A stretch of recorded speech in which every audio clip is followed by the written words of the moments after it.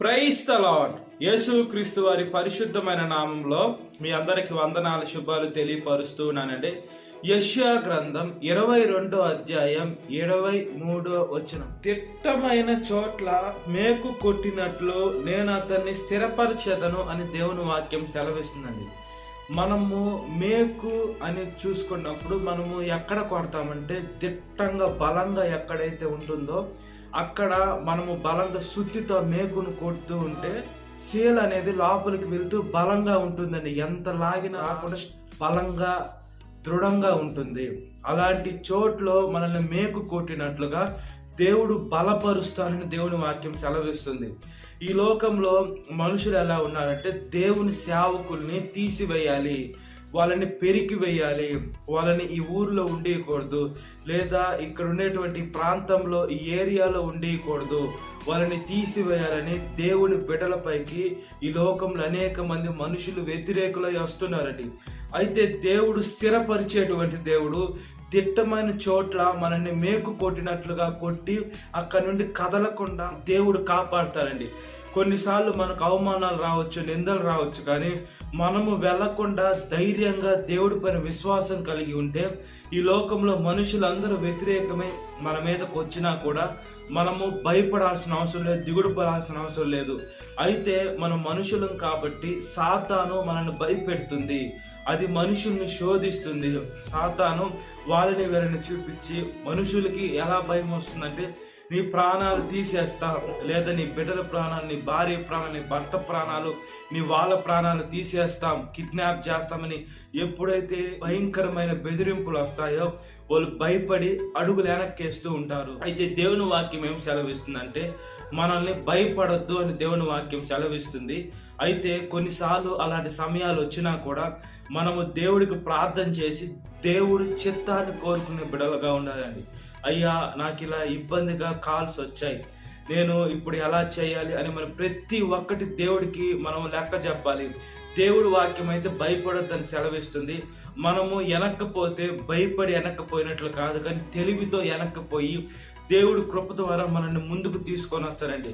దేవుడు గాయం రేపేది దేవుడే, గాయం కట్టేది దేవుడే, అలాంటి శోధనకి అనుభవించేది దేవుడే, శోధనకి అనుమతి ఇచ్చేది దేవుడే, ఆ శోధనని జయించే శక్తినిచ్చేది దేవుడే. కాబట్టి మనము దేవుని వైపు చూడాలి. ఈ లోకంలో మనుషుల వైపు, అధికారుల వైపు, ఈ లోకంలో పోలీసుల వైపు, ఈ లోకంలో గొప్ప గొప్ప రాజకీయ నాయకుల వైపు చూస్తే మనకు విడుదల చేస్తారని మనం అనుకుంటాం, కానీ వాళ్లకు మనల్ని విడుదల చేసేది కాకుండా ఇంకా ఇబ్బందుల్లోకి నెట్టివేసే అవకాశం ఉంటుందండి మనుషులు.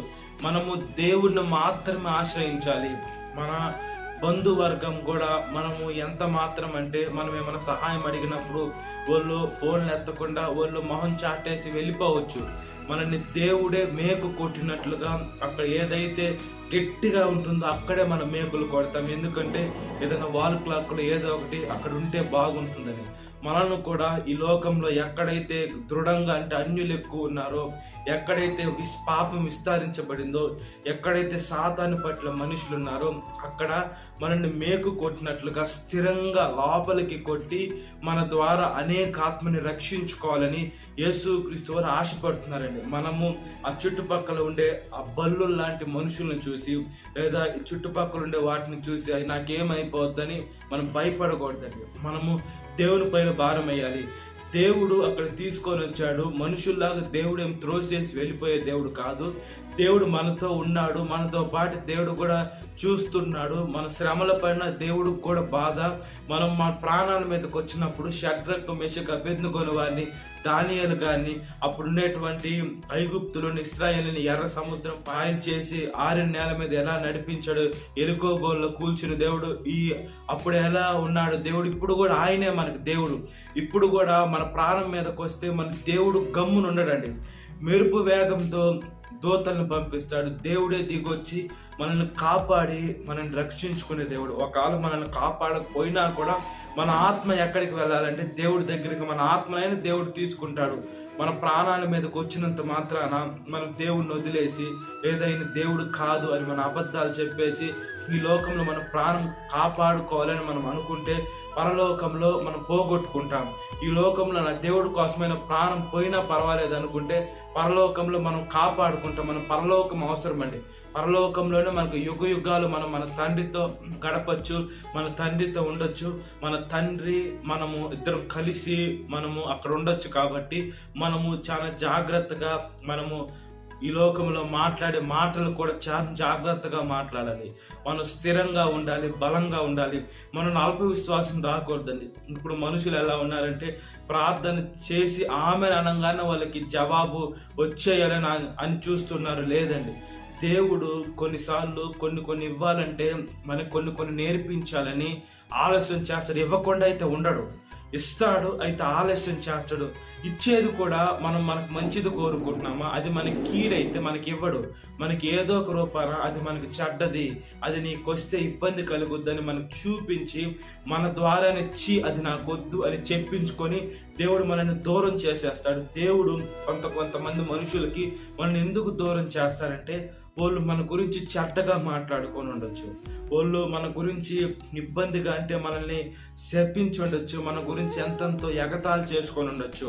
అలాంటి దుర్మార్గులైన మనుషులు మన గురించి మాట్లాడుకుంటున్నారు, మళ్ళా మనతో బాగా మాట్లాడుతున్నారు. అది మనకి తెలియదు మన గురించి చెడ్డగా మాట్లాడుతున్నారని. మనకేం తెలుసు అంటే మన గురించి మంచిగా మాట్లాడేదే మాత్రం తెలుసు. కాబట్టి మనం ఈ లోకంలో ఎంత జాగ్రత్తగా ఉండాలంటే దేవుడు ప్రతి ఒక్కటి వింటున్నాడు. పరిశుద్ధాత్మ తండ్రి ప్రతి ఒక్కటి ఆయన చెవులో వింటున్నారు. కాబట్టి నా బిడ్డని ఏంది వీళ్ళు ఇలా మాట్లాడుకుంటున్నారని అలాంటి దుర్మార్గులైన మనుషులకి మనల్ని దూరం చేసేస్తాడు. అప్పుడు మనం అనుకుంటే ఎందుకు వాళ్ళు నాకు స్నేహితులుగా ఉన్నారు, నాతో బాగున్నారు, నాకు సహాయం చేశారు, ఎందుకు వాళ్ళకి నేను దూరం అయిపోయానంటే వాళ్ళు మన గురించి చెడ్డగా మాట్లాడుకునేది పరిశుద్ధాత్మ దేవుడు చూసి బాధపడి అలాంటి దుర్మార్గుల కాడికి నా బిడ్డను పంపించకూడదని దేవుడే దూరం చేసినప్పుడు మనం దగ్గరికి వెళ్ళడం చాలా పెద్ద తప్పు, పొరపాటుని. దేవుడు చిత్తాన్ని మనం కోరుకోవాలి. కాబట్టి మనం దిట్టమైన చోట్ల మేకు కొట్టినట్లుగా స్థిరంగా బలంగా ఎన్ని వచ్చినా కూడా